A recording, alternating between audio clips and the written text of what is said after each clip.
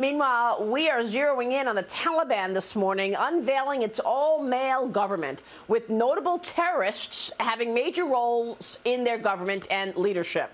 4 of the 5 Guantanamo prisoners who were exchanged for Bo Bergdahl by the Obama administration are now set to serve top spots in the new Afghanistan government.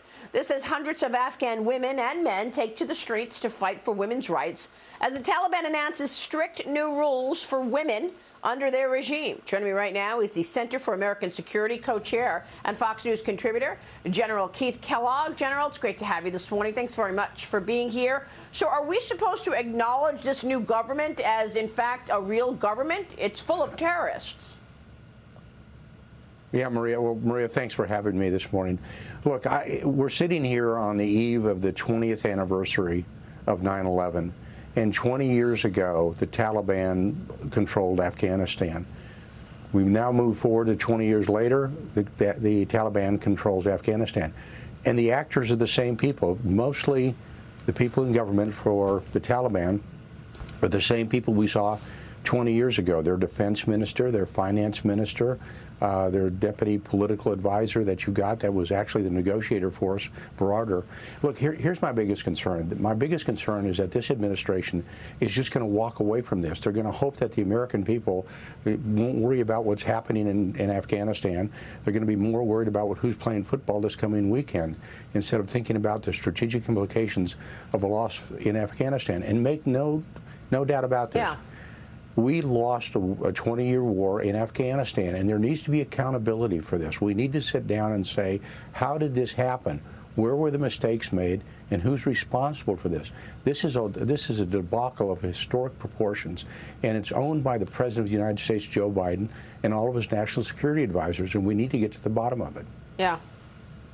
Well, General, I think you make so many important points. You know who else is the same people in place? The same people in place running things in the Biden administration are the people who were running national security during the Obama administration, and their priority was to close down Bagram Air Base. I want to show you this map so that our audience understands the strategic location that was Bagram Air Base. This base is so important due to its proximity to China, Russia, Iran. Look at how close, only about 100 yards where Bagram was, 100 yards away from the Xinjiang province where China has their Uyghurs enslaved, and then about 200 yards away from where China is building its nuclear facility.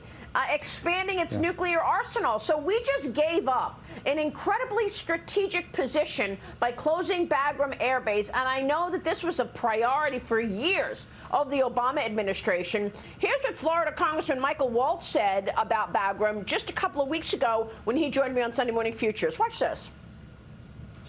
Yeah, just to add to that, Bagram Air Base was the only base in the world that we had sandwiched between China, Russia, and Iran, and that we could also strike these terrorist groups. The only one, not a single country around Afghanistan has agreed to host an additional base. It's also just a few hundred miles from the Chinese province, Xinjiang province, where the Uyghurs are, and also where they're putting their new nuclear missiles. But the biggest piece is the propaganda win here.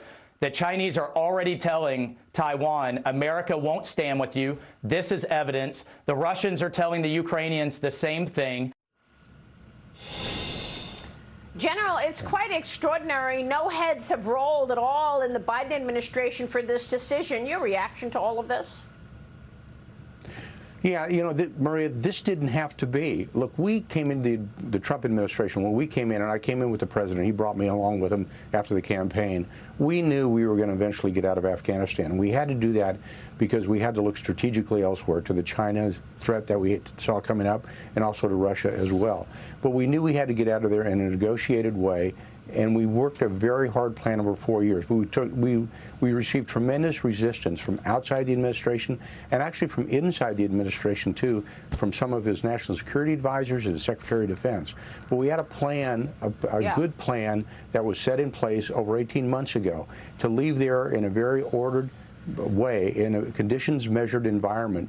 And the last condition was we were going to have a government of reconciliation between the Taliban, who are Afghans, and the Ghani government and then we would leave. We would be supported by military force, ours, 2,500 troops. We would have kept Bagram Air Base open, and we would have kept the air power there to ensure that this peace process would go forward. I mean, this is public record. You can pull the discussions and the final statement up on the Department of State website. It's there to read.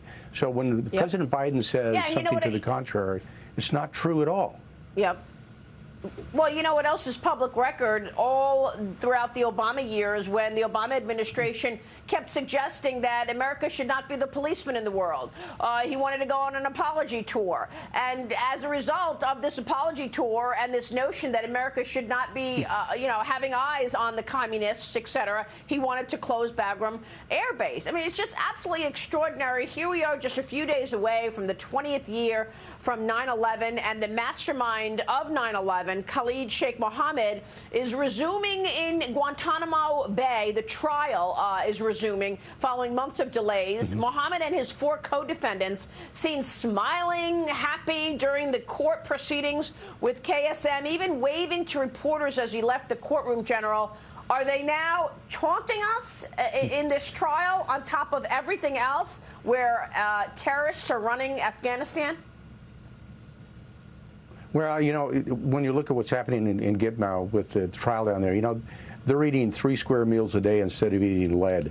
And the fact of the matter is, it's almost an embarrassment on what's happening and what's happened on the last 20 years. And that's the reason why, what I was talking about with the peace process going forward, President Trump forced respect. When he picked up the phone, he personally called the Taliban negotiators. He told them what was going to happen. And I was in the Oval Office, Maria, when he made those comments to Berarder. He told Berarder what he could expect if he violated the peace agreements. And he told him that in February of a year ago. Remember, in January of that year, we killed Soleimani. So he understood where President Trump was coming from. It was a force respect kind of issue going there. And Biden didn't do that. And Biden just is walking away from this. And I really do hope the American people look back and say, look, there's some accountability here. You walked away from a 20-year war with a loss, and there should be accountability from you walking away from it. And look, it's an absolutely unbelievable. It's a debacle of historic terms. You have to look at it that way. It's really almost an embarrassment to the United States. At least the Russians left in daylight. It is. You're right.